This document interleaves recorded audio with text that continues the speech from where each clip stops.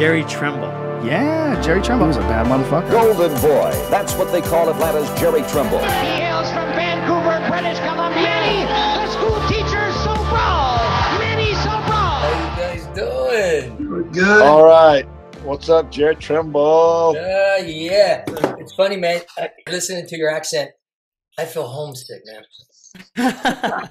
He's suffering from a little bit of a throat thing, like we're not sure. Were you yelling at the kids in class?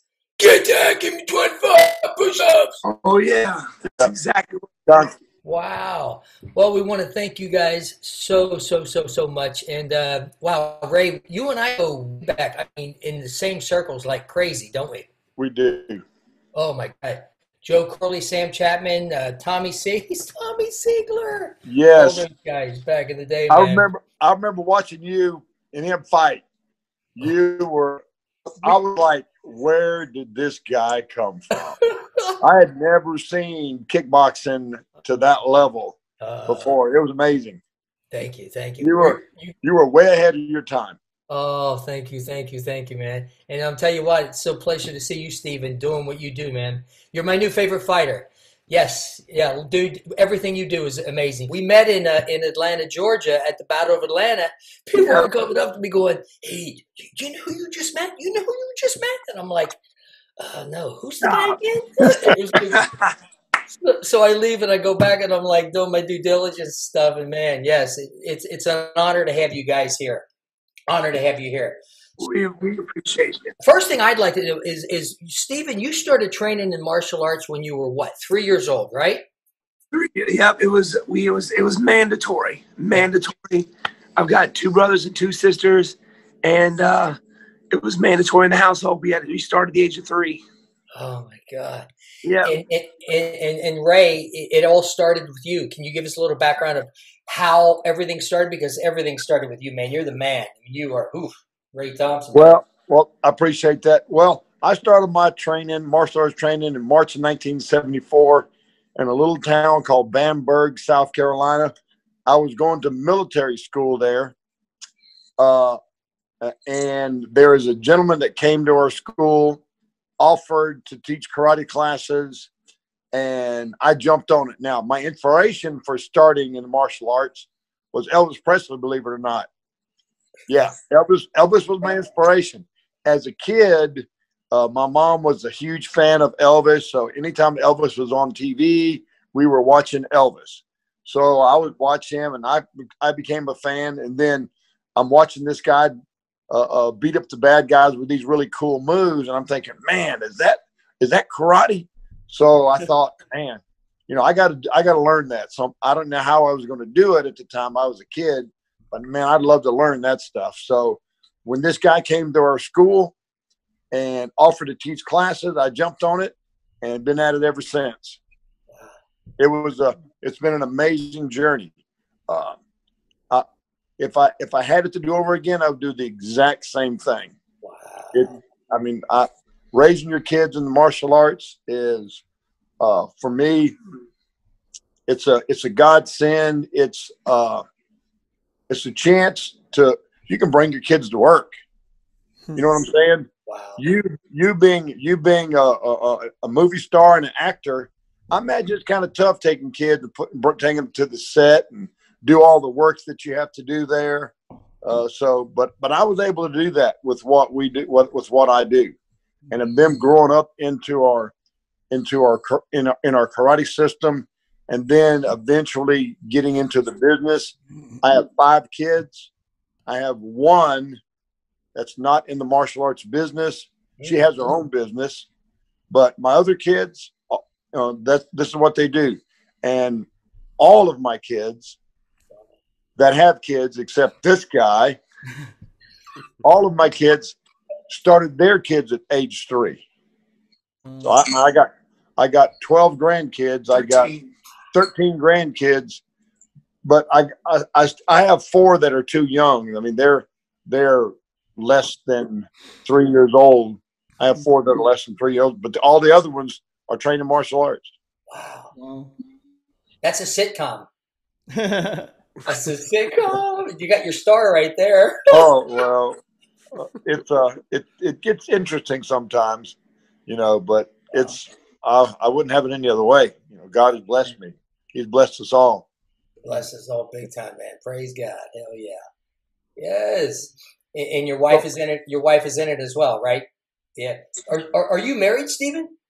I'm not. I'm the only one out of the 5 not married and having kids. I got a small window to kind of do what I want to do with the fight game, and then it's staying focused. Wow, this is amazing. This is great getting up early in the morning here in the West Coast to hear you guys, and it's awesome. Well, we appreciate you guys bearing with us. No, we're good, man. We're good. It reminds me back in the day when I had to get up and do my road work at 5 or 6 in the morning, right? Yeah. Oh yeah. No. Today you can do your road work sitting at the coffee table. I know, it's a lot easier. The heart rate don't have to go up so much, right? It's awesome. Yeah. But no, it's great to hear from you guys. And you guys have the martial arts. I'm more into the boxing. I have a boxing gym now that I run in Burnaby, and it's great Beautiful. to hear that you guys are doing that. And I'm sure you're changing huge amounts of lives, and I mean, it's the martial arts. Like boxing is a martial art, just the same as the other one. And it is. I mean, what it teaches kids, it teaches them that they can do whatever they set their minds to, and that's what's amazing, and that's what I love you guys, man. And it's so great to meet you because now I'm starting to get more into the into the MMA too through this podcast and stuff. And I've been watching a lot of Wonderboy's fights, and you're freaking amazing, buddy. Thank you. Awesome. For this guy right here. Yeah, exactly. But it's all a combination. It's a big family, man. That's right. Being able to make a living doing what we do it's a good way to go through life. Sometimes you got to deal in the fight world. It's kind of it's a tough world. Sometimes there's a little grunge in that world, but you got to work through that. But for the most part, dealing with athletes, dealing with people that want to test their mental, physical, and emotional, which is what fighters do, test themselves. They test that, and they determine whether or not they measure up, or they do or don't measure up, and then they go make adjustments. That's not a bad way to go through life. Constantly improve, making adjustments. That's what's amazing about it. You get so many gut checks, eh? When you're going into the 5th round there, like, hey, your gut's got to be checked, man. And did you do your road work or not? Yeah. It doesn't matter if it's boxing. Doesn't matter if it's kickboxing. Doesn't matter if it's jiu-jitsu, wrestling, MMA, anything where you get mano-a-mano. Yeah. That's and, I find it's like a microcosm of life, because you go through life and you get so many ups and downs, like through a marriage or through whatever, you got to deal with it. You got to deal with it in that cage or in that ring, just the same as you deal with it in life, like you're never going to, nothing's ever going to be straight through. You got ups and downs, valleys and hills you got to deal with, right? And being in that competitive state, it's almost the same thing as life. Like it's so similar. They run parallel for sure. Wonderboy, what was it like growing up with the toughest dad on the block? Yeah. Oh man, it was tough, man. We got, of course, my sister. Sorry about my voice, by the way. You got to bear with me. But my sister, my oldest sister, she fought before I did, so she was kind of my inspiration to start competing. My older sister, and growing up in this guy's household, it was mandatory to start training age of 3. And once you were 18, 19, when he felt like you could make your own decisions, that's when we could make the decision to either pursue it or do something else. But until then, we were training. And I remember growing up, and if we ever got caught fighting, because there was 5 of us, and we were a bunch of alpha dogs, just always fighting with each other. If we ever got caught, he would kind of pull out the coffee table and make us go at it until we didn't want to fight anymore. Yeah. So they were constantly nagging and picking each other, and sometimes it got physical. they would start wailing on each other. So what I would do is I would clear the coffee table out of the way, make the living room kind of like an open space. I say, okay, you want to fight? Okay, let's do it. No gloves, bare knuckle. Wow. They couldn't punch to the face, but they can kick and punch to the body. You could open hand to the face. Oh, and wow. They would start wailing on each other. And next thing you know, one would hurt the other one just a little bit. And the one that hurt the other one would start crying because he didn't want to hurt his brother or his sister. And then they start feeling sorry for each other. And then I wouldn't let them get away with that. I said, okay, you want to fight? You want to hurt each other? Let's go. Of course, I would never let them hurt each other, but they didn't know that. Next thing you know, they were feeling so bad about beating each other up that they didn't want to do that anymore.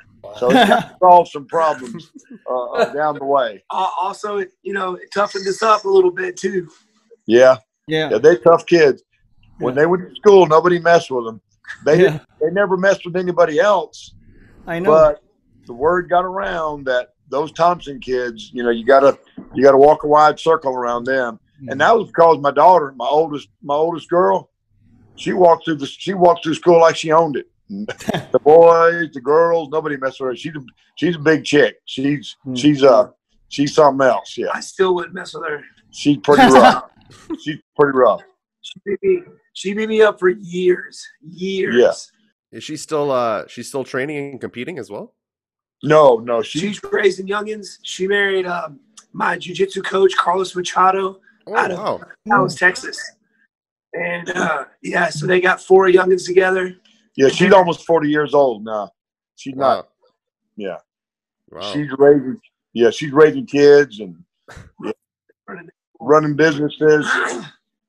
She's in the UK right now with my youngest her youngest son. They are shooting a pilot for a movie or a TV series or something. My youngest grandson, her youngest son, not my youngest grandson, her youngest son is in the movie industry, acting industry. Oh. So they're over in the UK shooting for something. I don't even know. Wow. Yeah. So I don't even know. They live in Dallas and they just tell us little bits and pieces about what they're doing. But they're over in London. They're in London right now, and they're in quarantine. They got to quarantine for 10 days before they do anything. It's crazy over there. Yeah. But that's where they're at as well. Wow. They still do their martial arts training, but my youngest grandson, her youngest son, not my youngest grandson, her youngest son is over there getting ready to shoot a pilot, I think, for a TV series or something. Wow. Steven, what about you, brother? When I text your dad thinking I'm texting you, and I said, man, you need to think about doing the movie business, man. Have you entertained the idea? Oh, yeah, 100%. I would love to do that. At the moment, I model for IMG. So, but I haven't kind of switched over to the movie thing yet. Yeah. I would love to do that. Obviously that's something you want to do when you're a kid, be a star, be a movie star. Yeah. I just think it would be fun. I love being in front of the camera, doing the YouTube. Obviously it's different when you're doing a movie, but I think that would be exciting for sure. Wow. And listen, and I'll throw anything I can do to help you in that direction. By all means, just let me know, man. When you're ready to make that leap or anything, just, anyone that I know I can connect you with, I would be more than happy to do that. Are you still in the industry? Yes, sir. I thought you were. Yeah. Things are pretty good. It's picking back up right now. It's been slow since COVID. This is actually the first year I've never worked in a film. I've worked ever since I got into it in 90. I've been working in films every year. This is crazy. We've had 2 films we were supposed to start in August.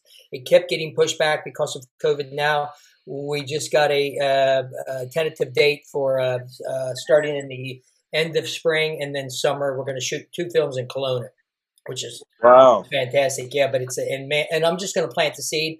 I look forward to us working together in a film, dude. Yeah, that would be amazing. Hey, you never know, right?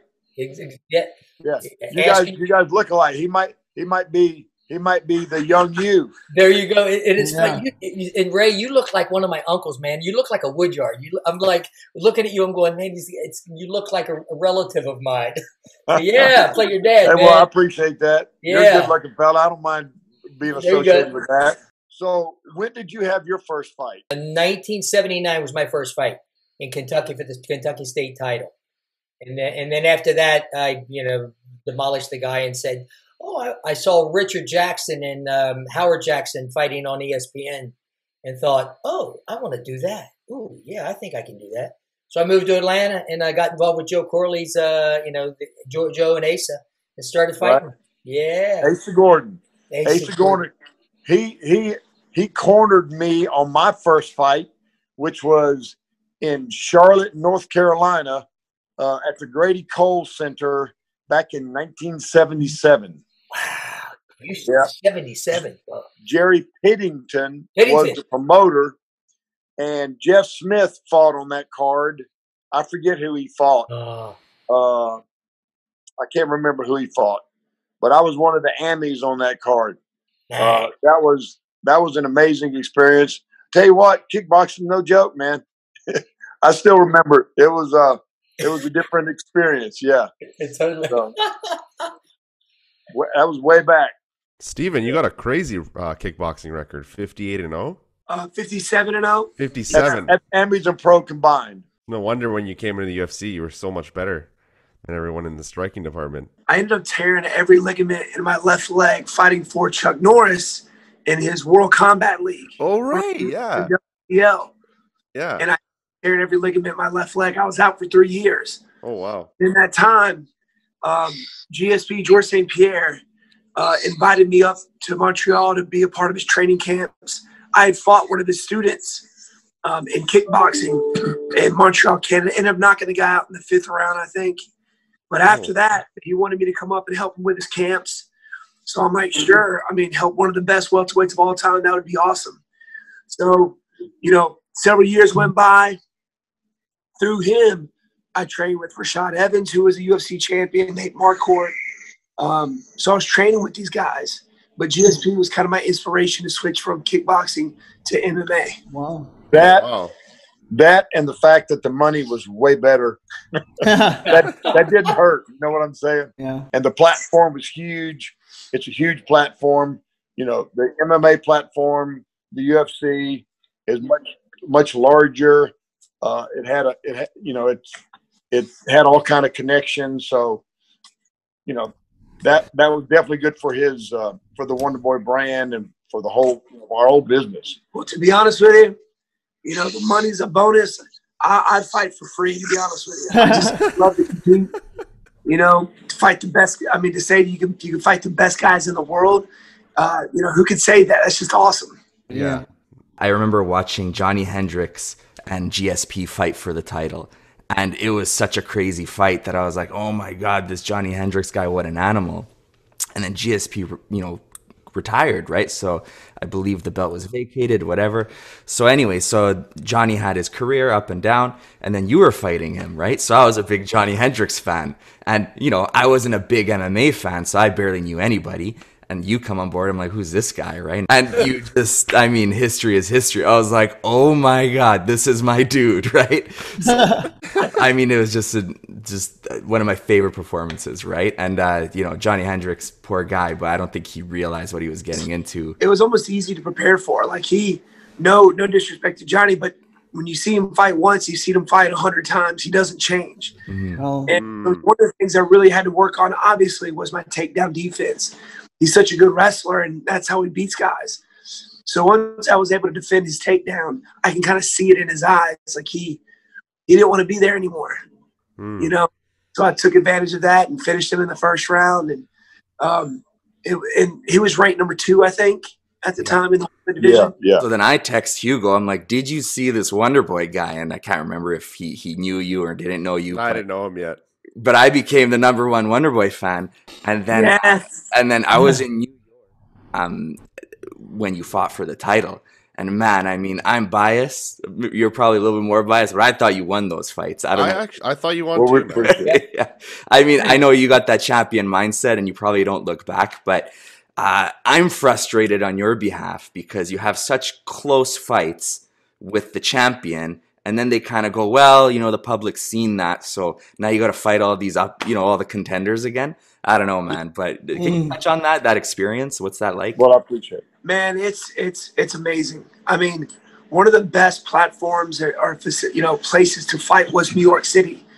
Vegas at the time was the fight city of the world, but New York City, there's nothing like it. I mean, when you're walking through Madison Square Garden, oh man, and just knowing the talent, the athletes that have performed there, and knowing that you're one of them, it's just amazing. And UFC 205 was the very first UFC fight, MMA fight.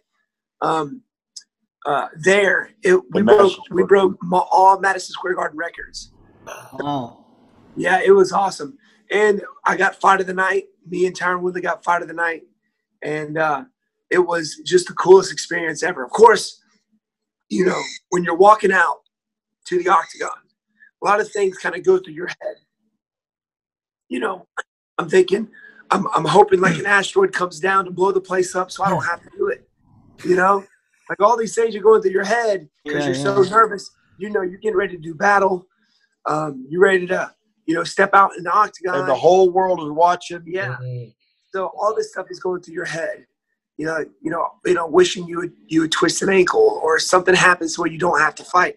And to be honest with you, every fight I've got close to 80-something fights, I'm still like, I'm scared. I mean, people say they're not scared. It's one of those things. But going out there and doing it anyway is what it's all about. You put in the hard training, the hard work, and what gives me confidence is knowing that I did everything I could to prepare for the fight. No excuses. And but something crazy happens once you step in that octagon or the ring. It all goes away. Yeah. You're meant to be there. Isn't that amazing? Like, it's funny how you touch on that, Stephen. Like, same with me. Like, every time I got in the ring, like, I had 200 amateur boxing matches and 31 pro fights.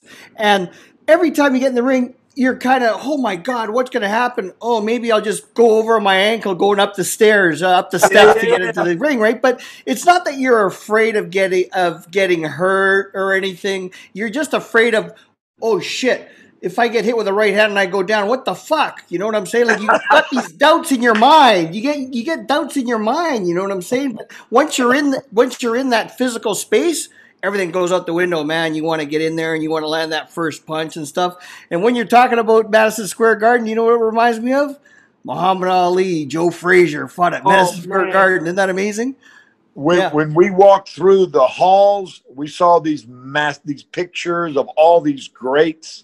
They have pictures and posters of these Muhammad Ali, and it's a sight to behold walking through Madison Square Garden, man. Wow. But you're also nervous, not really for yourself, but everything you carry with you, because it's the fight game, and people only see you, but it's a team effort. Like, I wouldn't make it if it wasn't for my teammates sacrificing their bodies to help me get to where I'm at.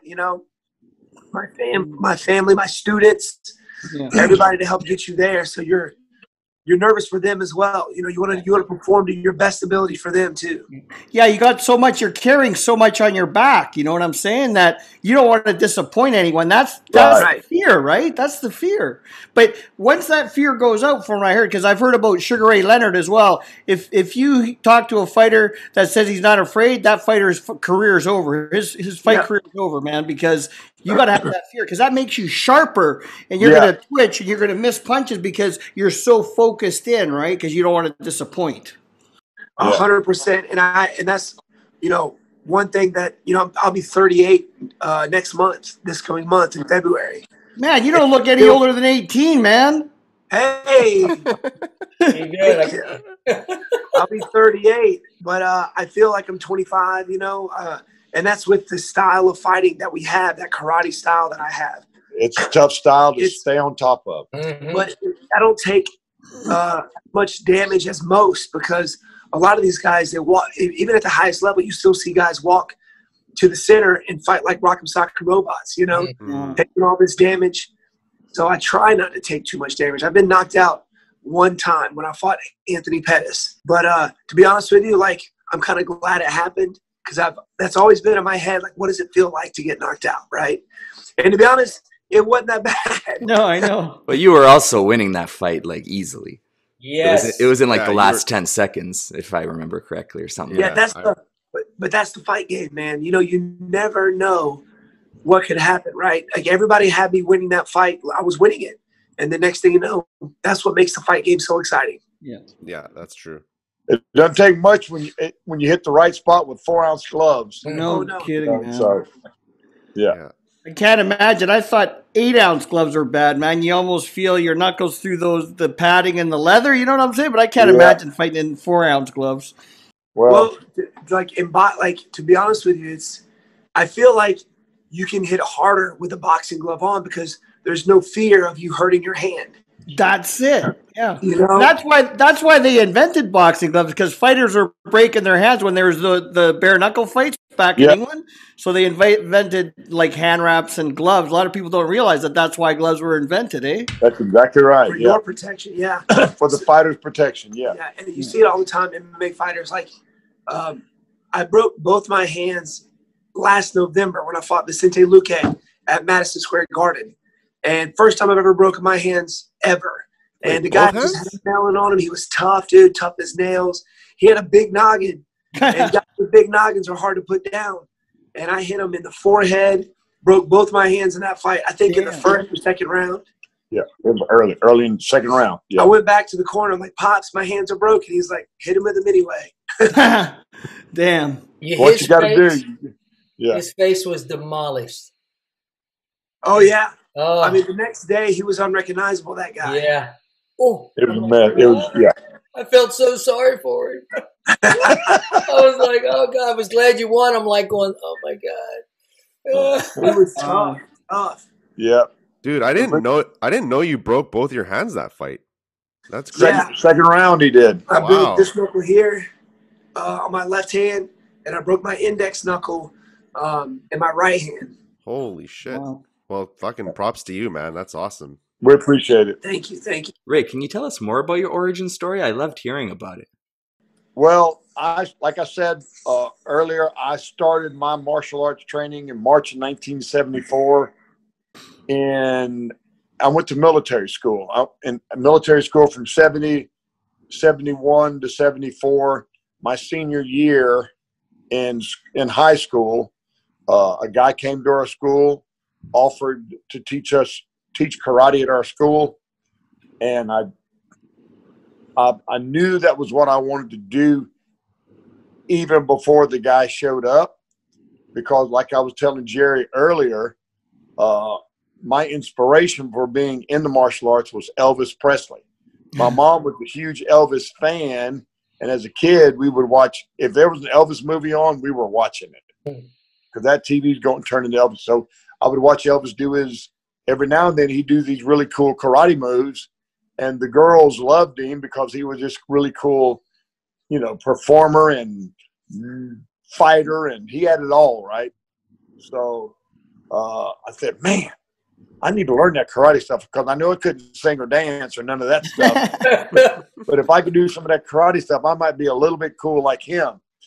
Once I took my first karate class, I just fell in love with it, and just developing the skills and the hard work that's involved, and knowing that these moves that you have could at some point in time help you protect yourself. It just gives you a lot of confidence, and I just got addicted to that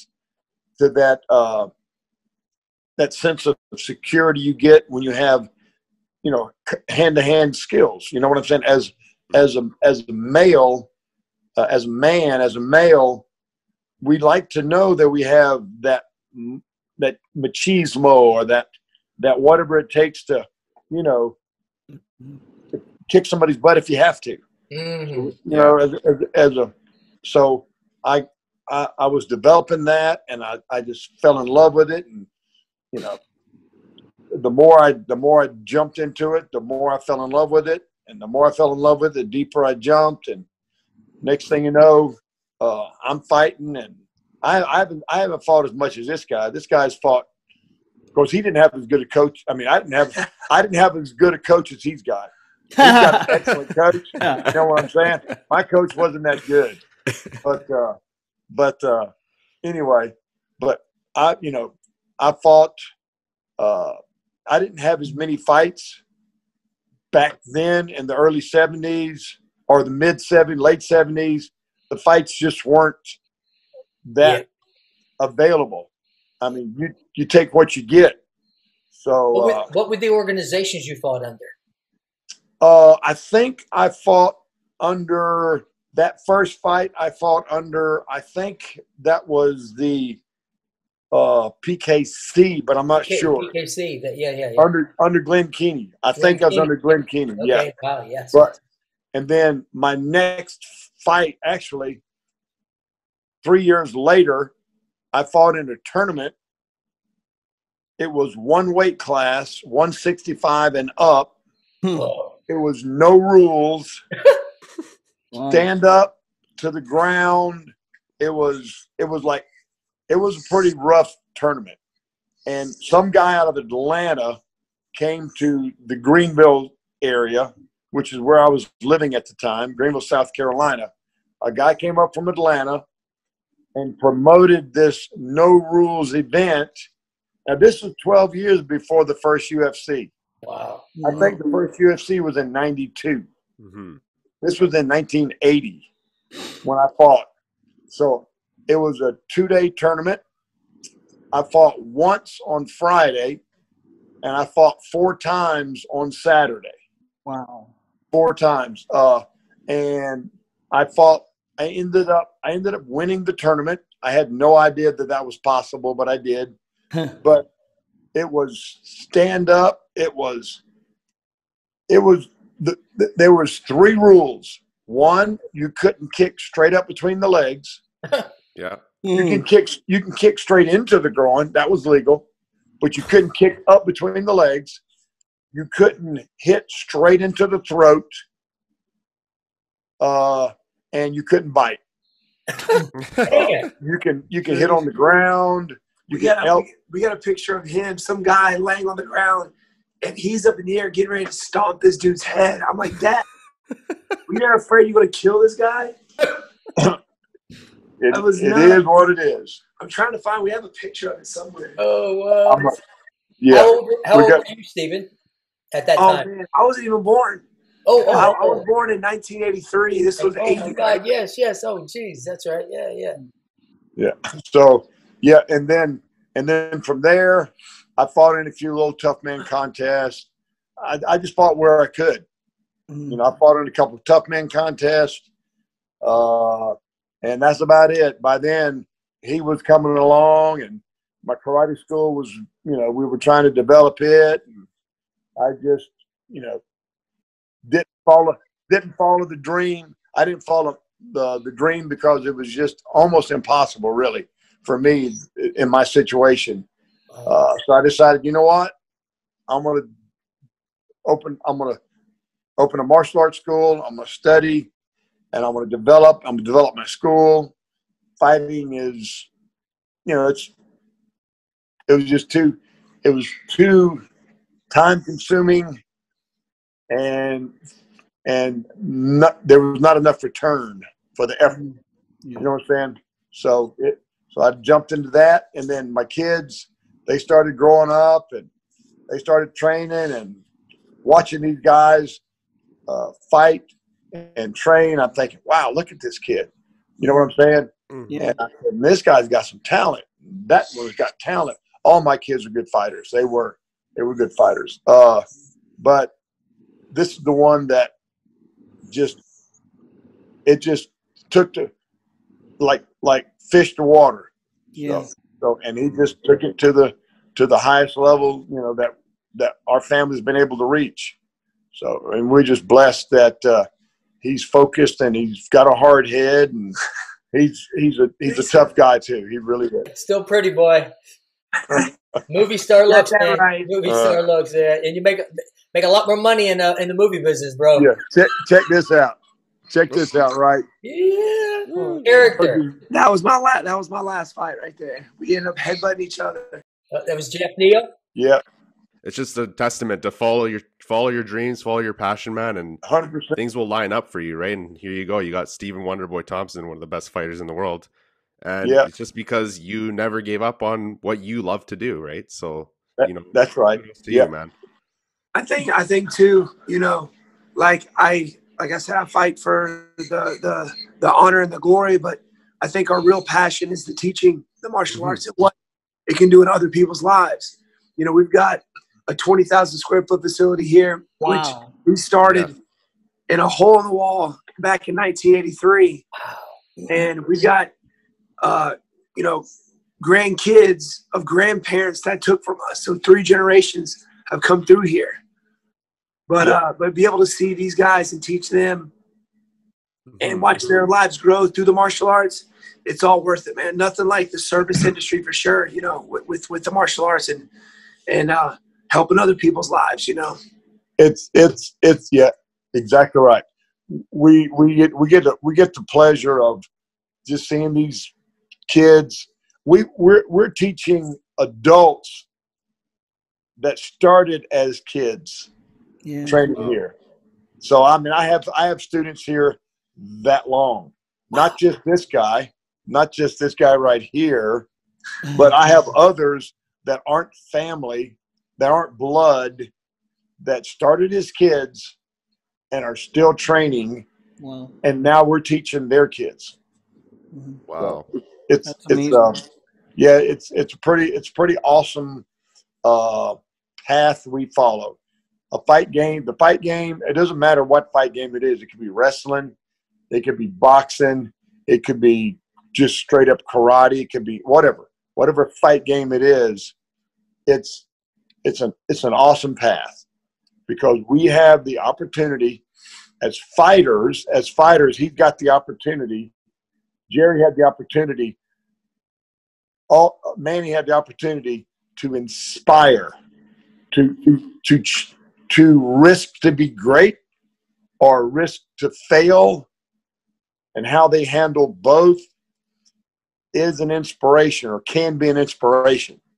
People say, wow, Jerry Trimble, I want to be like that guy. Or that Manny, I want to be like him.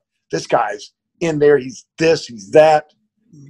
So we have a chance to inspire. And then on top of that, as trainers and coaches, we have the chance to be hands-on and influence little people, medium-sized people, and big people's lives. Influence them on a hands-on basis. Yeah. So, I mean, how can it's awesome. Hard to beat that. It's hard to beat that. And to be honest with you, like you have, the kids, like what they get through the martial arts, the modesty, the courtesy, integrity, self-control, perseverance, showing that indomitable spirit. A lot of times they don't get that in other sports. You put them in uncomfortable situations and they learn to fight through that, right? Unless you kind of know what you're made of. Yeah. And in our school, we do our best to put them in uncomfortable situations, either in grappling and sparring, just pushing themselves in the gym, makes them better, not just better martial artists, but better human beings. Yeah. I've heard one instructor say there's 3 things everybody should do. They should learn how to swim. They should learn some basic first aid. And they should learn some self-defense skills. Yep. Those are 3 basic things as humans that everybody should have some training in. Mm-hmm. Learn how to swim, learn some basic first aid, and develop self-defense skills. And there's not too many better ways than being in a good boxing gym or a good karate school or wrestling. All those are great methods of teaching lots and lots about yourself. I mean, it's and it's pretty cool knowing that, when you step in the room, what can give you more confidence than knowing that you can take everybody out in the room if need be, right? So the confidence builder is a huge thing for especially kids nowadays, Oh, who are getting picked on or bullied in school or whatever. It definitely helps them in those kind of in other life areas. We get students, I know he does, from back in the day, writing him letters, thanking him for the martial arts training and what he put them through to be better human beings. Do you know what I think it also helps too is like if you're doing the martial arts at the gym, you're getting that out, so you don't have to prove it out at school. You don't have to prove how tough you are or how great you are because you're doing it already. You know it already, so why do you have to prove it? And that's exactly right. It alleviates a lot of problems in the long run, so why not just put everyone through that training? Then you know you're confident and capable. You don't have to go out there and try to like sucker punch someone. You know what I'm saying, to prove how tough you are. Because that's exactly right. That's a great analogy. Honestly, I hadn't thought about that, but that is so much truth to that. Yeah. You a lot of you get these kids that are studs that or at least they kind of think they are, and they feel like they need to prove that. So a lot of times they take it out on kids in their public schools. Yeah. But when they can do that in their martial arts school, they can, they can do it. That's great. That's a great analogy, man. Manny, that's awesome. But the martial arts also, it's a very humbling sport. Yeah. So I got guys in here that put me in such uncomfortable situations, man. It's so humbling. Wrestlers end up taking you down. Yeah. Then you're in their water. They're choking you out. They're tapping you out. You're tapping left and right. Yeah. You got guys that spar and punch you in the face, kick you in the leg. So, it humbles you as well. Yeah. So even in a street situation, you know when to use it, when not to use it. Yeah. You're not that bully. You know what I'm saying? You're being a true martial artist. And that's the thing about, any sort of martial arts. You're always humbled because you can't be on top all the time. Like Floyd Mayweather's 50-0 or whatever, but Jesse Reed, he trained a guy named Paul Spadafora, and he has a video of Paul Spadafora kicking Floyd Mayweather's ass and sparring. Really? Oh, yeah. Paul Spadafora is a southpaw, and he had his day with Floyd Mayweather in sparring, and so not everybody's on top every time, and that's what humbles you about this martial arts business is that, sure enough, you can be on top one day, but the next day could be a total different story. And some days you don't feel as good going into the gym as you do other days, so you can't have 100% day in the gym sparring or training every day. Right. You know how it goes up and down, right? Oh, yeah. Yeah. Oh, yeah. Now, I'd like to see that video. Well, it's online. Oh, really? We'll send you the link. Levante's got it. I didn't think that anybody beat Floyd Mayweather. Yeah. That guy, man. Jesse Reed credits that moment to Mayweather going, I'm never going to be caught, slipping again. Let me tell you, boxers, just straight up Western boxers, those guys are crazy. Those guys are insane. There's no tougher sport in the world than Western boxing. I'm talking about because it's two guys that put all their work and all their effort and all their energy to make two weapons, not 6, not 8, but two weapons, the best and the sharpest that they can make them. Like kickboxers, we got to develop hands, feet, knees, elbows. We got 8 weapons. So we got to spread out our training over 8 points. Whereas the boxers, they have 2 points, this one and the other one. So they got to do all that same amount of work to develop these 2. So the skill level developed, the level of development that Western boxers go through to develop these 2 is that's why they hit harder. They're on a higher plane when it comes to just to a large degree viciousness. Yeah, the hardest I've ever been hit was for boxer. We were up with the Howard brothers up in Montreal. Oh, Howard Grant and Otis Grant. Yeah. Howard Grant was a teammate of mine at the Olympic Games. We were at the Olympics together, Howard, and I traveled the world with Otis as well. I was with Otis in Germany and everything. Yeah. So we went up and visited Otis and Howard. Howard was training Adonis Stevenson. Yeah. Oh, that guy's a vicious puncher, man. For a middleweight. Oh my God. Dude, he hit me so freaking hard. Oh, my gosh. And it was in the body, the body shot. I thought I was going to die. It was beautiful. Did you guys meet a guy named Russ Amber when you guys were up there? Who? Russ Amber. He has a company called Rival Boxing. Russ Amber. No, I don't. Russ Amber's the guy that coached Otis and Howard and Adonis Stevenson from the very beginning, from the day they walked in the gym. Wow. Yeah, Russ was on our show as well at earlier a few weeks ago. Those are some good boys, man. Good boys. How were you up in Montreal? Man, I was up there for. We were up there several times for like a week at a time. Yeah, for about 5-6 years. Yeah. Did you ever get there? You ever get up there during the winter? Oh yeah. Yeah, you like the snow? Talk about cold, man. Yeah. It was cold. Yeah. I wasn't used to that. You know, we're from South Carolina. It don't get that cold here. We get about that much snow. We're locking down. Yeah. You get feet of snow up in Montreal. Oh, yeah. Man. That's a small world that, Otis and Howard, man. Those guys are cool guys. Jamaican brothers. Yeah, the Jamaican brothers. They wanted me to go boxing, but I was doing MMA and stuff. They were like, man, you should box. I was going to ask you earlier because Howard's apparently GSP's striking coach, isn't he, or something? Oh yeah, yeah. He played a big part in that. That's how we met Howard through GSP. Yeah. Well, next time you see Howard, tell him Manny says hi, man. I probably talked to him about a year ago or so, but Howard's good. He's a good brother, man. We travel the world together. That guy. Yeah, he don't play either. He don't play around. No, he's down to business. Yeah. He's down to business. I like the guy. And I just love hearing these stories, Ray, like you shared. It's just everybody, all these people like yourselves have these rocky stories of their own. They could make a movie out of them. And Jerry's story that's so striking to me is you were 28 when you retired on top of the world, Jerry, and you never looked back. Do you want to share? I don't even know if you know, Ray, but do you want to share your kind of story a little bit? Yeah,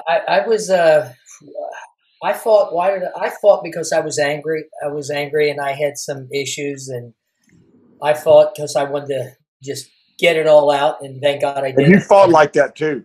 What's that? You fought like that. Yeah. You were hands and feet. You were doing stuff that people are like, people today go, wow, where is that at? Oh, yeah. You know what I'm saying? Yeah, it was a crazy time. I mean, I had probably more fights in the nightclubs than I had in the boxing ring. You don't make the money doing that, though. I know, but it was so satisfying. And it was so stupid. So any kids watching this, don't do stupid stuff like that. Yes. But he's a bad dude when he goes out and takes his mouthpiece with him. He's a bad dude then. When he goes out on dates, he still sticks his mouthpiece in his pocket. Oh, I'm going to use that as a character in the movie, man. That is funny. Oh, shit. Yeah. No, after the last fight with Curtis Bush, we fought to a draw, 12 rounds to a draw. And even though I knocked him down twice, I thought I won. But, and I love Curtis Bush. What an amazing fighter he was. Yeah, Curtis Bush, yeah. Yeah, and then I got into some bad shit, got into drugs, and moved in. You guys know Glenn Hughes from Deep Purple, Black Sabbath? Yeah. Yeah, I moved in with Glenn, and I moved in as a personal trainer and as a bodyguard, and which was great for a while.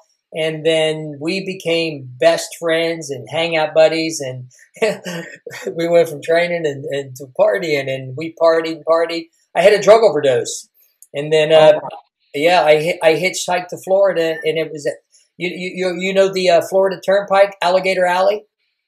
Yeah. Well, 3:00 in the morning, I had an epiphany. The epiphany was sell everything I own, go to Hollywood, be in the movies. And it was like I was praying, I was crying. 3:00 in the morning, I was the only one on the road, and I'm going, what the hell am I going to do? If I stay in Atlanta, I'm going to die. And it was just crazy. And yeah, I got back to Atlanta, sold everything I owned, and it was the people I started surrounding myself with. And you know what?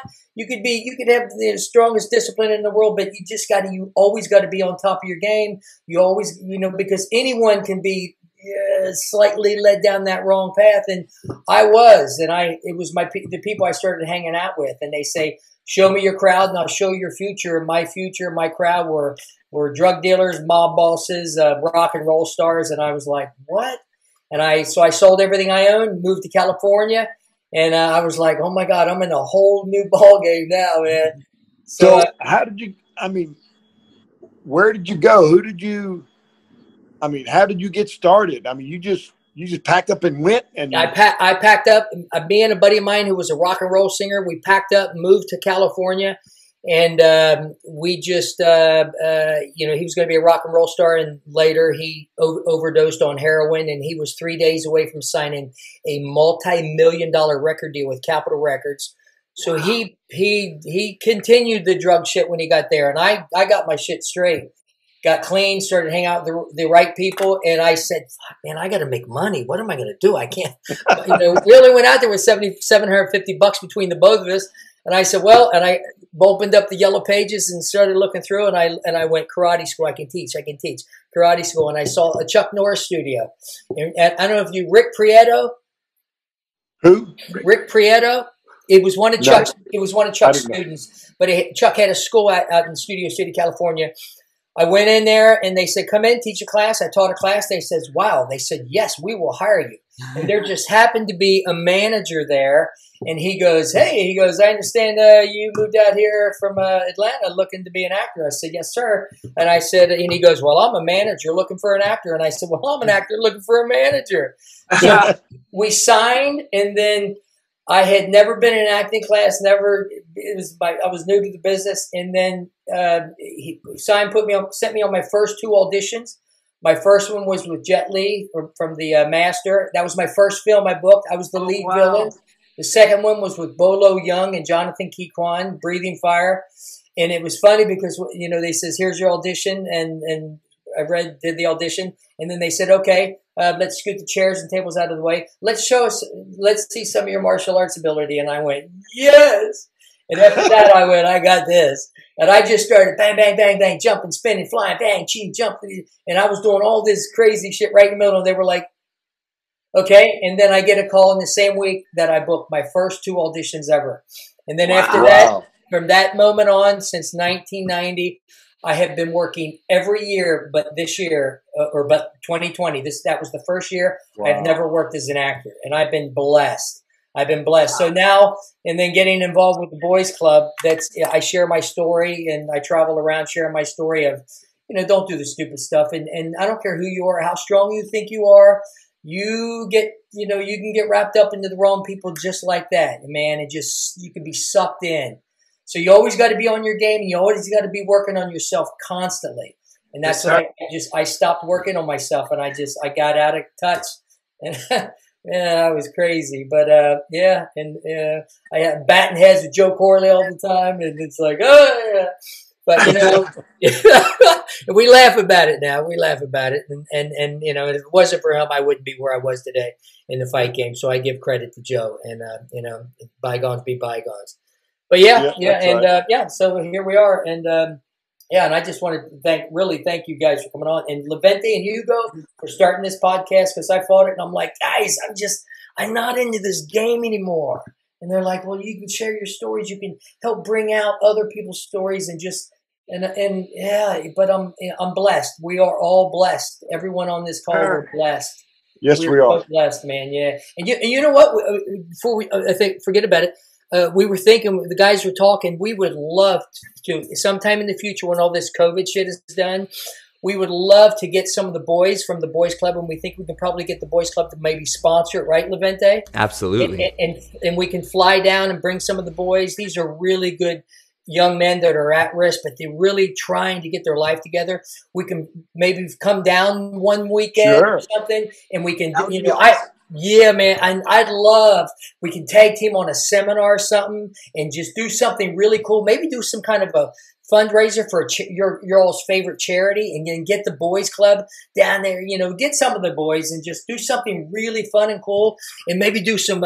We can do some acting stuff and and shit, and we can play, man. It would be so much fun. I'm down. That would Yeah, be so we can cool. do. Yeah, we could do like a little mini movie, and then you make a great mobster, Ray.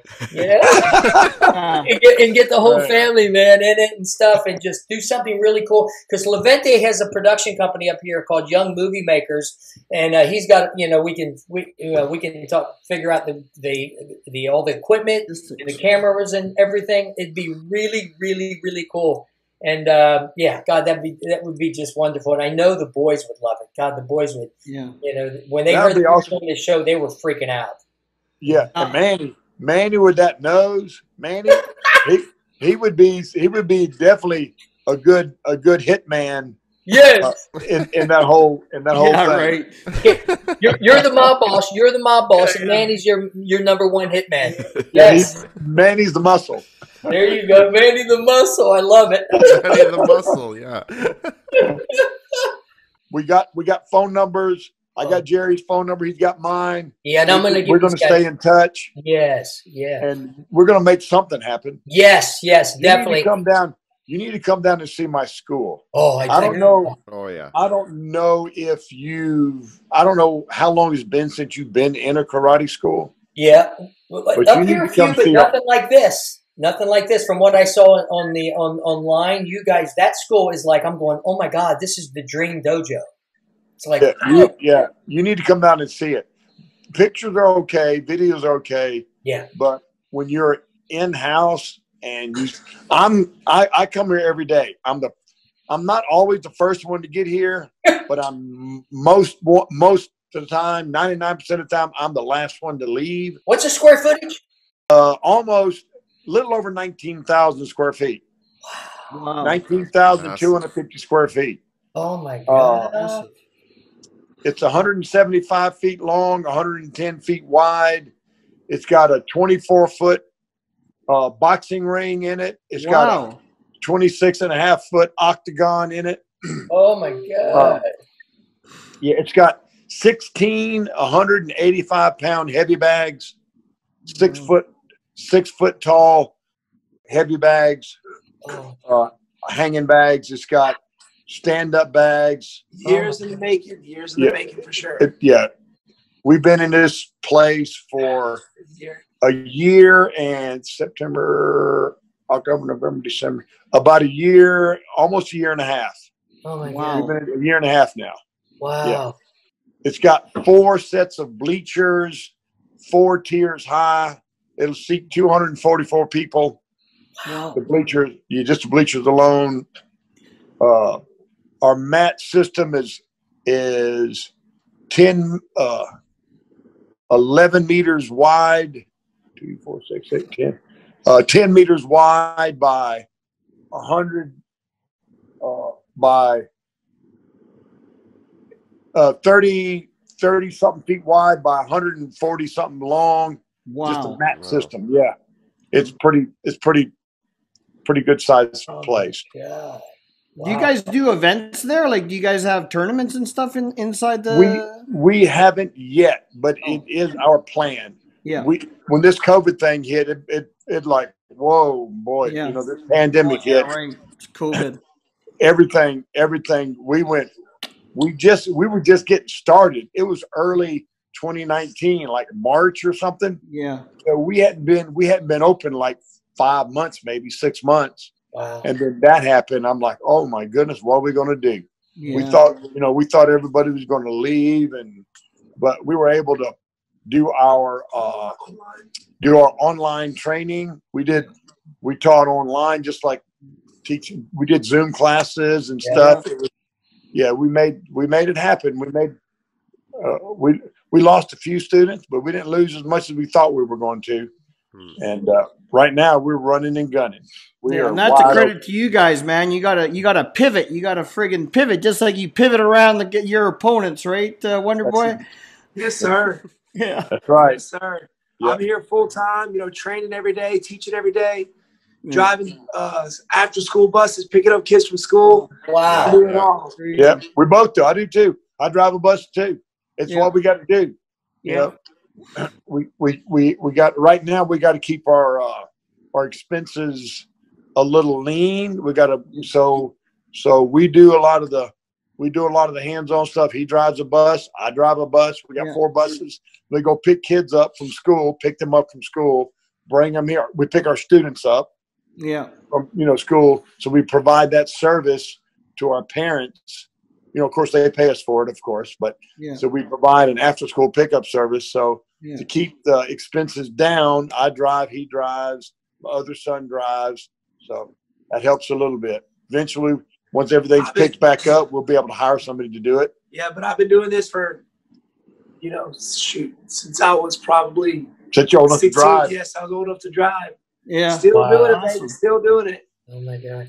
Let me tell you something. You've been doing it for that long. When I first met Jerry and Manny, I was like 15 years old, and the impact they had on me when they were doing youth work was exponential. It was profound. So I can't wait to see in 15, 20 years the kind of impacts you guys made on these youngsters too. That's awesome. Well, it's gonna be something cool. We appreciate it. We're planning on being here. We've been at it 37 years. We're planning on being here another 37. Beautiful. Nice. Do you guys have a foundation or a foundation you work with or a charity that you prefer? We have one organization that we work with. It is called A Hero USA. And what it is an organization that combats soldier suicides. Oh, wow. They combat soldier suicide. What they do is they bring in wounded veterans, then maybe physically wounded, lose legs and arms, or maybe they got that PTSD, the psychological wound that a lot of soldiers have. They have a camp out in Alabama, and they take these wounded veterans and they take them on hunting excursions. They'll hunt out in Alabama, or they go. We've gone to South Africa with them. Wow. It's an amazing organization. 96%. Now get this, 96% of the monies collected by A Hero USA goes directly to the veterans. Wow. 4% of the money is used to pay their bookkeeper, essentially. Wow. Yeah. The owner takes no money. He's a veteran as well. He is a captain in the Marines, the Marine captain. No, he's a major now. He's a major now in the Marines. And so he started this organization. It's called A Hero USA, AHERO USA. Yeah. So it's a really amazing organization. That's who we contribute to. That's awesome. That's awesome. I love that. That is amazing. If there was an organization that I would support today, that's it. And simply because, we know the guy that runs the organization. He is a former MMA fighter as well, but he is a major in the Marines. He's still active. And that's loves what he does, loves his Marines, man, loves his wounded vets. These guys that, put their lives down for us and then, kind of forgotten about. You know what I'm saying? Yeah. Totally true. Yeah. Yeah. So that's our group. AHeroUSA.com is the website. Cool. If you were to go look it up. I will, definitely. I hope everyone checks them out. And what I love hearing about what you guys are doing and the passions you have, it reminds me a lot of, we had Manny train. Manny was Arjun Buller. He's at 1FC now. He was a UFC heavyweight. He works at AKA. We had the similar conversation with him with those family values, and like you look at a guy like Khabib, right? He's just reached that pinnacle and he's like unfazed by those demons that come at the top, And what I'm happy to hear with this call is that Wonderboy, when you get that title, I think Ray's going to be right behind you saying, you're doing the right stuff. And what kind of champion do you think you'll be? Exactly. I mean, what kind of champion do you think he'll be? Yeah, you tell me. I'll be the same person that I am right now. Yeah. I wouldn't be where I am if it wasn't, number one, for the martial arts, but for what he's done in my life. And I keep a small circle around me. Good for you. Of friends, families, people that I trust that keep me humble and keep me focused on my goals. And that's the kind of people that I keep around me. So for sure, I'd definitely be a champion, but I'll still be the same guy. Yeah. That's awesome. Because you look at a guy like Tyrone Woodley. What do you think of his kind of career since his last couple losses? I don't know. We don't know Tyrone that well personally. You know what I'm saying? But I think the champion now, Kamaru Usman's a very good champion. He's a family man as well. But Tyron Woodley, I don't know. I think other things kind of got in the way. I know his rap career was kind of coming up, so he was more focused on that, not the fight game. So, great. I love it. I think that was it. Oh, my. He likes to say he's a rapper.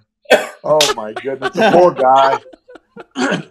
Anyway, it's such a fascinating phenomenon, right? Like the John Joneses, Connor went through some stuff. They reached this, and what happens? It's like, what happened to you? I think they have a bunch of yes men around them. Yes. A bunch of people that don't keep them humble, coaches and friends that just want a piece of the pie and not want to see them, do the right thing, so they don't care what they do. Yeah. I'm surrounded by people that care about me, and ain't gonna put up with his crap. Yeah. Yeah. He's still, he's this world-class fighter, but he's still my son. Yeah. Yeah. Number one. That's right. The number one thing. Yeah. So, but as his coach, he could have any coach he wants. He allows me to be his coach. I'm his dad. He can't do nothing about that.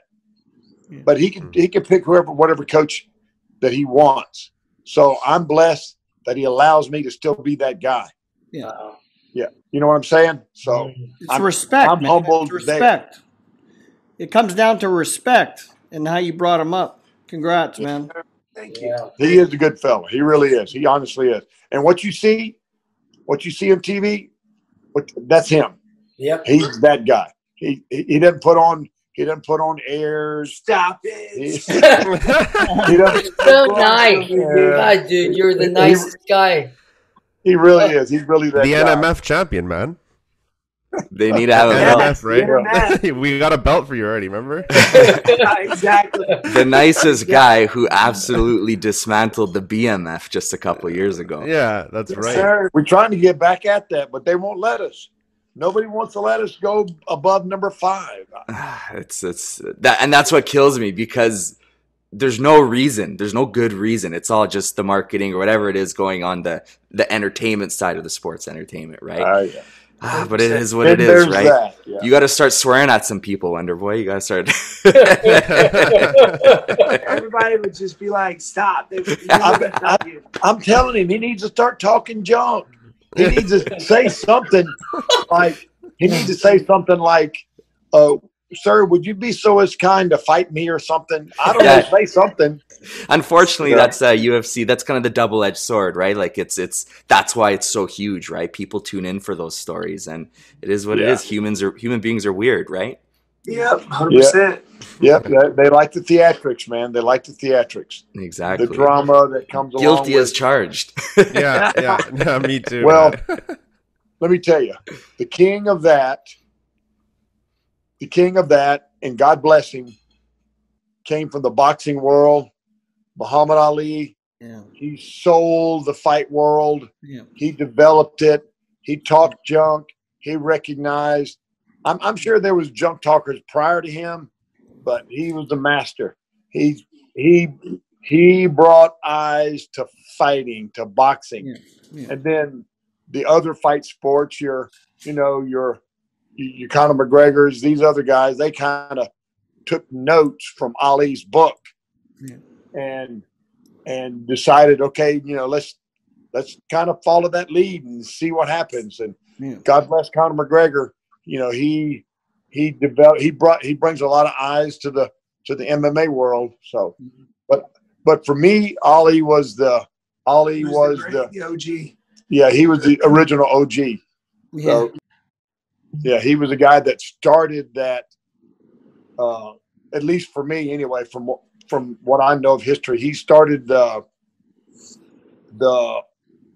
crap talking, the selling the fight for the athlete. So, got to give him props for that. I don't know if you guys practice this Wonderboy and stuff, but visualization. Like if you can visualize it, you can achieve it. Do you ever sit down and just visualize how everything is going to go and stuff before your fights? See how fight? Yeah, sure do. Because that's what Muhammad Ali was doing. Like he was telling people, I'm going to hit him with 2 jabs, right hand. If he's still standing, I'm going to run.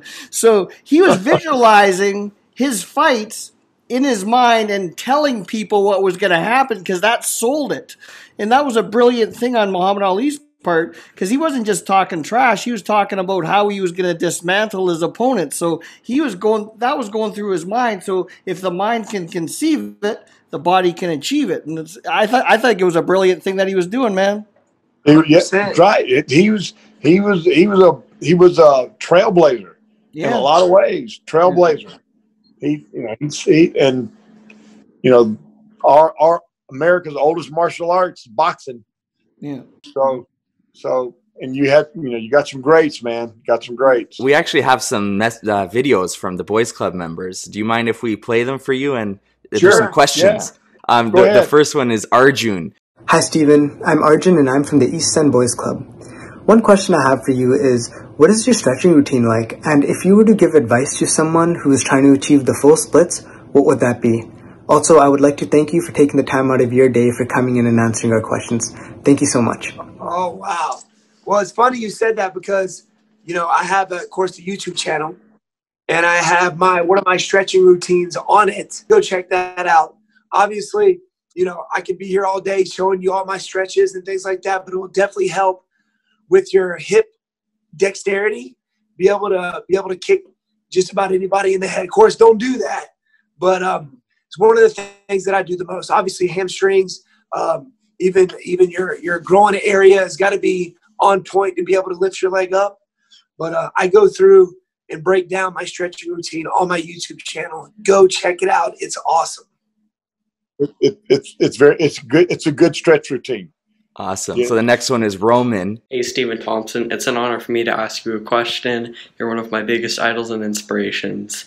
My question is, what are the biggest advantages and disadvantages to your karate style? And how do you make up for those disadvantages against the highest level welterweights?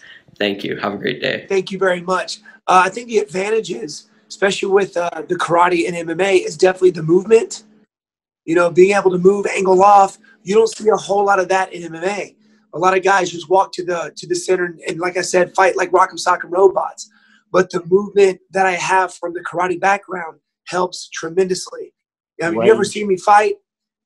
Work in distance management. I actually fight with my hands down, which helps distribute my weight. Obviously, I got that from Muhammad Ali.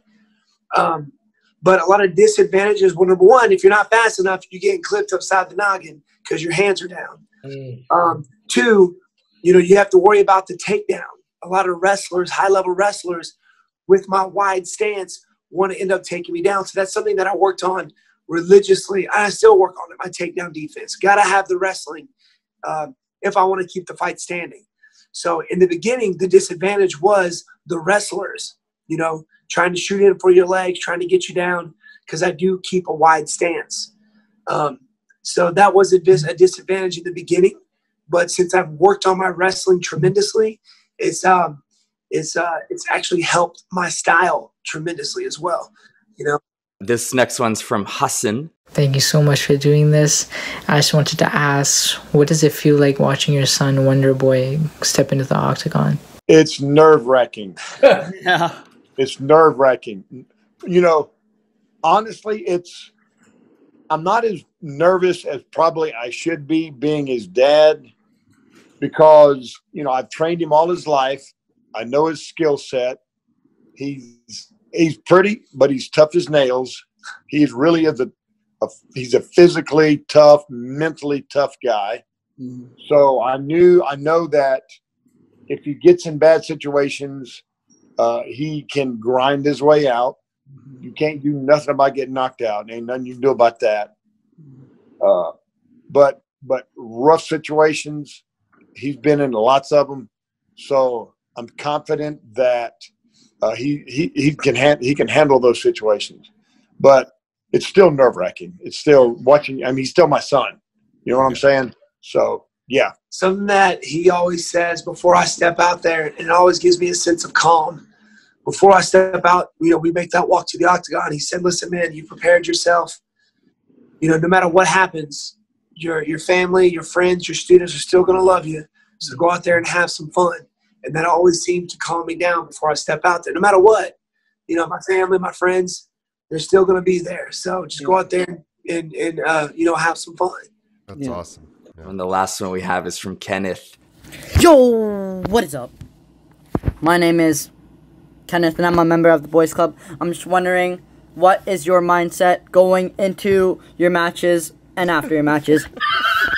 Well, the mindset is developed in the training, in the gym, right? Because when you're out there fighting, as these guys know, there's not a whole lot of thinking that's going on. It's reaction, right? And that's how you want to develop. If I sit there in the octagon and I see a punch coming at me and I'm thinking, all right, how am I going to block this? I've already been hit. It's too late. It's too late. Yeah. So that kind of training has got to be done in the gym, especially your mindset. Yeah. When you first start the fight game, your body has got to go through a conditioning process, right?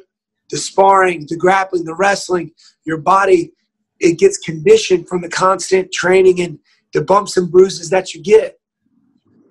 And being put in uncomfortable situations in the gym help you tremendously when you're out there in the actual fight. Mm-hmm. So I try and put myself in these positions, in these tough situations in training, so I know how to cope with that when I'm out there in the octagon. Like when Tyron Woodley had me in that guillotine where most people would have tapped, I've been there before. I've been there before. When I popped my head out, you heard the whole crowd go crazy. That was at Madison Square Garden too. What a sound! But everybody was like, "How is he not tapping?" I was mentally, I was ready to go out. I was ready to just to go. I wasn't tapping, but I've been put there in the gym, so I know that being uncomfortable in that situation, I was comfortable with it. Yeah. I got to thank you for that sports moment, because where I was, the crowd went nuts. Everyone's like, this guillotine is so deep, and holy cow, I'll never forget where I was when that happened. It's just mind over matter. It's amazing what your mind can do, right? Yeah. Jerry's been there. He knows what it's like. Yeah. Yes, whatever the mind of man can conceive and believe, he can achieve. Yeah. Yeah. And Stephen, regarding the acting stuff, when I started going back to my basics, when we had the drug overdose and I went to Atlanta or went to California, I got into my basics again, and I really started focusing. Once I started putting the energy out there, I found a school to teach at. I found a manager. It was like it all came to me. It's like, what is it? Matthew 7:7. Ask and you shall receive, seek and you shall find, knock and the door will be open. What you put out, you're going to get back. So start visualizing yourself on set, man, and you acting and stuff, and the director coming up going, Stephen, that was great. Do you mind doing one more take, because I want to try something out? Just see it, man. I'm telling you, and I'm already thinking about a script and stuff. When we come out there, we're gonna do a little movie, right, Levente? We're gonna. Oh yeah, man, movie. It's gonna be awesome. And we'll start, we'll start thinking of concepts. But I'm already thinking, oh yeah, and we'll do that, man. We'll shoot it, we'll edit it, and it'll be great. It'll be so much fun, man. Do some killer fight scenes and stuff. Yeah. Oh yeah, you'll save the day. You'll be like, ta-da! Yeah. Hey man, let me do this. I'm gonna have to jump off. I got to go train somebody. So if you guys want to continue with WB for a little bit, that's okay. Cool. You guys cool with that? Yeah, absolutely, man. I'm good with that. I apologize.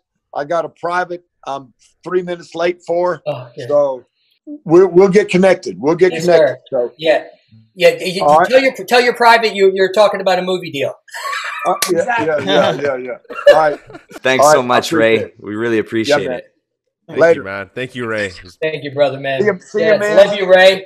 WB, you've given us way more sir. time than I was anticipating. Yeah. Really appreciate No it. worries, guys. I'm glad to be a part and love hanging out with you. So Thank you, man. Yeah. Wow. Awesome. Well, we won't keep you for much longer because we all got jobs to get to as well. But what's it been like for you? I mean, it's amazing to see you. You're a superstar, but you're sitting there as the son, you know, and it's just an amazing thing to see the amount of respect you have for your dad. You know, what's it like to hear these legends talk? I think it's great. You know, my dad, you know, I grew up, my dad talking about these guys, you know, Mr. Trimble, you know, my dad grew up watching you and watching videos of you, and he studied you guys and was big fans for sure. So, you know, all along, all you guys were kind of my inspiration, you know, watch you guys back. I mean, to be honest with you, there are no fighters, no strikers like you guys, those guys back in the 70s and 80s, man, there's nothing like that anymore. So my goal was to kind of bring that back to the UFC, you know, the striking and things like that. And, you know, because everybody in the UFC, you see a lot of grappling and not a whole lot of specialists anymore. You know, kind of everybody nowadays kind of grew up doing everything, the wrestling, the jiu-jitsu, and the striking. So for me, you know, I'm still kind of that striking specialist. I'm one of very few. So I want to keep that legacy going. And you're amazing. You're a crisp technician, and your kicks are absolutely beautiful. And what is it, Jake Ellenberger? Yeah. That hook kick, man, was like, I went, oh God! It was, but you did it twice. It was so beautiful. It was it is executed perfectly. So, man, keep doing it. Just, It's funny because you hear my dad say, spin. Spin. Spin. I love it, man. man. About it. I just did it, and it landed twice. Not once, but twice. I know. It was beautiful, man. It was perfect. Wasn't Jake talking wild about the karate style right before that?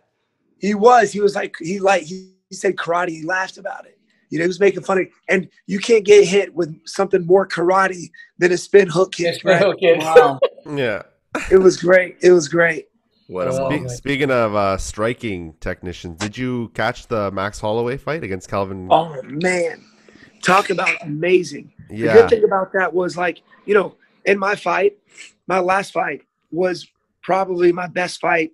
I had 175 significant strikes. And then they showed Max Holloway's significant strike. He had 400 significant strikes. Yeah. Which was ridiculous. I think he broke records during that fight. But Max Holloway is the man. I mean, Cater is a good striker. Yeah. My dad's showing me. Oh, Hendricks Thompson. They see it. Showing me. But he's a phenomenal striker. Cater's a good striker, but all he had in that game was the boxing. He didn't bring anything else to the table. No kicks, no takedowns. And when you're facing somebody like Max Holloway, who is very well-rounded, you know, he put Cater in a box at first and second round, and Cater didn't know how to find his way out. Every time he would throw a strike, Max Holloway was coming back with 2 or 3 of them. So, you know, Cater, and he's a power puncher, Cater. Yeah. So he tired himself out doing those 5-minute rounds. And Max, if you watch, he peppers dudes, but he picks when he picks it, you know, his power shots. So he's able to go, you know, for days without getting tired. And do you know what else I found? And you touched on this just a while ago, is distance management. Yes. Like Holloway was always at arm's length. Like he had that jab and he was faking the jab all the time. So Cater didn't know when it was coming. So he had them all figured out really before anything even started, because he had that range of that jab and he was doing those angles like you were talking about. Yes, like sir. the first 2 rounds, he was always going to the right mostly to get away from Cater's right hand, because it looked like Cater had a powerful right hand, but that negates that power right hand if you step away from it. So I thought distance management was huge. It was huge. And it's funny, even at the highest level, not a whole lot of guys, that's not talked about. No, the I know. Distance management. It's not talked about. The footwork, you know, keeping your opponent on. Because if I can put you in striking range, I can land my strikes, right? And you know, I can punch what I learned? Face. Like I trained in the gym with Floyd Mayweather Jr. at Nevada Partners, and what I learned from him is it's the front foot. When you get your front foot at a certain distance, that's what determines whether you can land a punch or not. And the crazy thing is, I'd been to the Olympics and everything, but I'd never seen someone actually sort of do that. And watching Floyd do it, and if you watch his fights, how he sneaks in his front foot, whether he can land a punch or whether he can pull a punch. Because when you watch Max Holloway, you know how he pulls with his waist? It's with your waist, that movement of the waist, right? It's not the movement of the head, it's the movement of the waist. What was funny was, I think it was the 5th round, Max Holloway could hear the commentators, and he literally looked over at the commentators, started talking, and still dodging punches. Wasn't that amazing? It was amazing. It was awesome.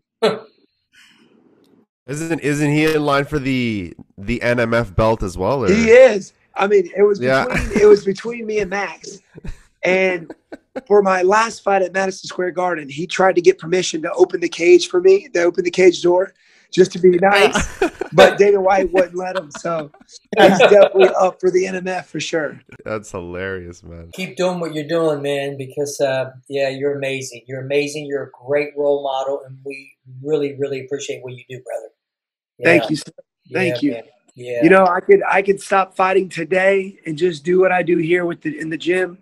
But me competing and fighting, I know that it inspires them, but not just in a win, but also in a loss, how to carry yourself. And what makes it all worth it is when I have parents come up to me and say, you know, my kid learned a lot from, you know, watching you fight, how you carry yourself in and outside the octagon. And that's what does it for me, man. That's what keeps driving me and pushing me forward you know, being able to influence him.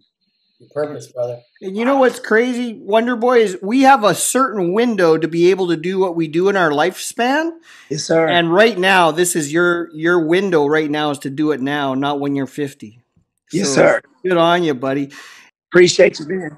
Do you know what else? You give me a friggin' huge excuse to call Howard Grant. I got his number, and I'm going to call him right now. Call him right now. I'm going to call him. I'm going to call him right after we get off this call, man. Tell him Wonderboy said hello. I will. Get that belt, my friend. Thank you so much for doing this. And it's been a delight. Well, I appreciate you guys, and it's an honor. Sorry about my voice not acting right today. So I appreciate you bearing with me. Your voice got better throughout this call, honestly. I know. You guys you're helping me out. Appreciate you, man. Thank you so guys, much. man, and I'll catch y'all later. Have a great week. Thank you, man. Take care, guys. Take care, brother. All right, man. Bye, guys. Bye. And what a small world, hey, Manny? What a it is a small world. I'm calling Howard right now on his cell phone. Hold on a sec. All right, if he answers, this would be hilarious because then we can get him on next week or the week after. Let's do it. Hey, Howard. Yes. I got you. It's Manny, buddy, from Vancouver. Hey, wow.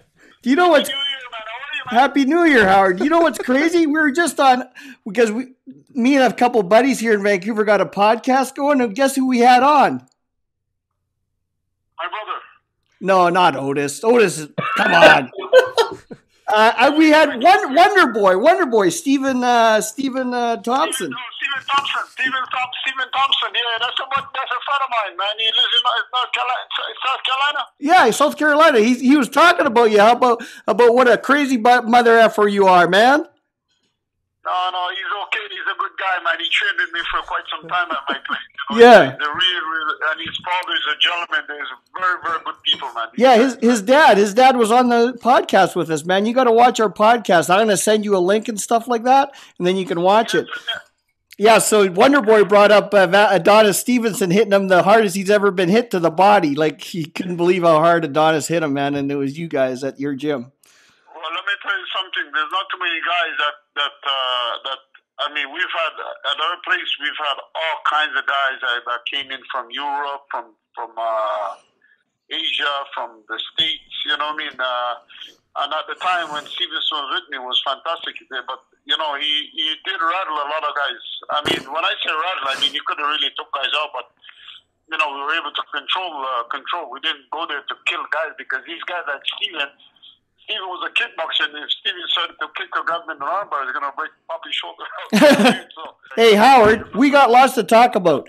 I'm gonna let you go now, but let's continue this, and then I'll give you a call, and then we'll try to find out what a good time is and what a good date is and stuff, and we can do that podcast. You think? Okay. Yeah, look, man, it's been. You know what, these guys don't know how far we go. Well, I know. They know how far we go back. You know, I mean, it's. We're ancient. We're like dinosaurs. We're like dinosaurs, Howard. We were when fighters were fighters, not these fucking clones today. You know what I mean? But that's what the Wonderboy's dad was saying too, man. Like the 70s and the 80s were the days, man. Hey, listen, these guys today, they're fucking sissies. They're, everybody today, Manny, they have an entitlement, bro. I know. It's the way they're brought up, man. It is. It's totally different than our days. I agree, Howard. Everybody has a fucking personal trainer to hold their fucking gloves and their fingers and their shoes and their legs. It's crazy, man. Yeah. It's crazy. Okay. The world has gone nuts. It is. You have a good day, my friend. I will. Talk to you later, buddy. Bye-bye. Bye. What a guest appearance. That was awesome. Holy, that was hilarious. Howard's funny, man. He's super funny. Hey, Jerry, thanks so much for hooking that up, man. My pleasure, guys. That was fun. Yeah, thanks, fun. Jerry. That was awesome. That was fun. Those guys are good people. Yeah. How cool is it to see them treat you like the legend you are, Jerry? I mean, that's so inspirational for me. Yeah. That's why I've been on your case to do this. It's history, Jerry. It's history, man. History is what develops the future, Jerry. I know. Yeah. Exactly. I know, thank you. Thanks so much, man. Yeah, it's so nice. Yeah, thank you, guys. All right, guys, that's a wrap. I'm Jerry Trimble. I'm Manny Sobral. And that's 2 World Champs.